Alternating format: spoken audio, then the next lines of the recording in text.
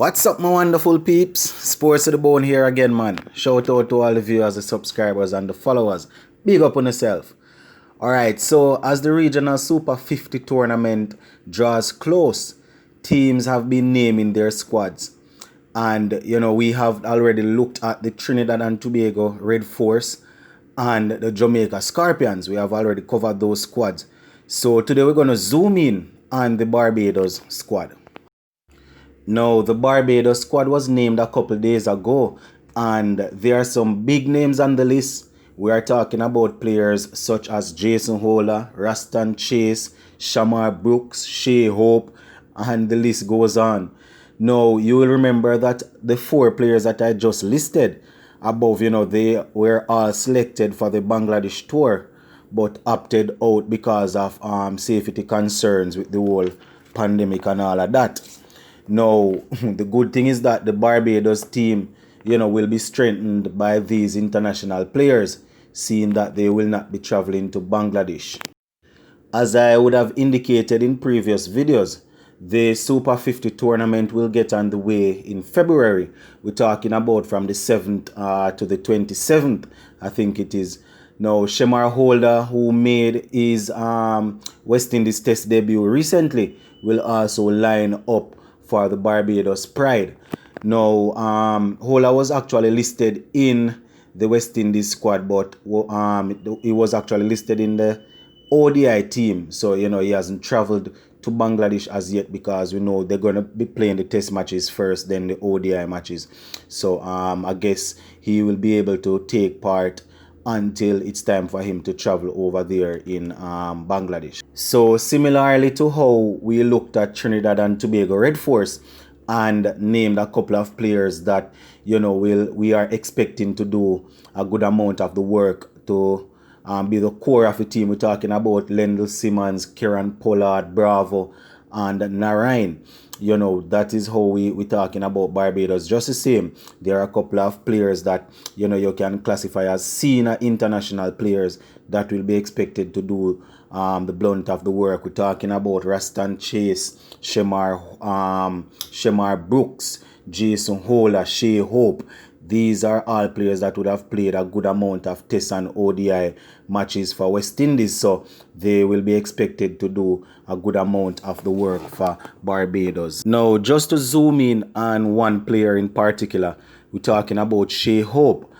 Somebody that would have suffered or would have struggled for runs over the past couple of years at the international level. So I am assuming that he will be using this opportunity to try and stamp his class to get some runs under his belt so he can be drafted back in that West Indies team, because at the end of the day he is one of our most talented player as in regards to somebody that is able to play some good stroke, have a good technique and thing, but he was just lacking for runs. So with this regional tournament coming up, Shai Hope should be looking to spend some time at the crease and see if he can get some runs under his belt so he can go back into that West Indies team and claim back his spot.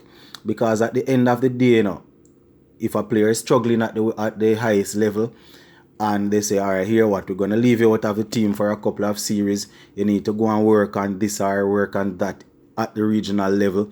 If the player goes and work on those stuff, and if the player is able to go and work on those particular things and is very successful at the regional level, then it's only fair for that particular player to get the opportunity to play back at the highest level. And generally speaking, we want West Indies to do good, so it doesn't matter which one of the island the player is from, we want them to perform. You understand? This will be a regional competition, so you're going to have Jamaica going up against Barbados, Trinidad. We're talking about the Leewards and the Windward Island, you understand? So it's going to be competitive, but at the end of the day, we want players to perform in such a way that they will be able to be drafted back into the West Indies setup. Because with all of these competition going on, the end goal, I would assume, is to develop players to a level where they can be drafted into the Windies team. I don't know if I am the only one thinking like this, but being a Jamaican, it doesn't necessarily mean that, I want all the other Caribbean teams to underperform, because generally speaking, or when you look at it from a different angle, that won't be beneficial in the long run. So we want the regional competition to be very competitive. We don't really want the water down thing. So we just have to keep our eyes open and hope that this tournament will go according to plan. Hopefully this whole big pandemic thing that is going on won't cause the competition to be cancelled, because we really want some cricket. But that is actually what the Barbados squad looks like. And I will go ahead and make sure that I leave the other players in the description. You will notice that I just call about 4 or 5 players that are expected to be the core of this team. But, I will put the others in the description so you can take a look at the players that will make up that squad. Sports to the bone, keeping you informed. Please remember to comment, like, share. If you have not yet subscribed, remember to subscribe to the channel. And, make sure that you help to grow the thing. Yeah, man. Sports to the bone. I'm out.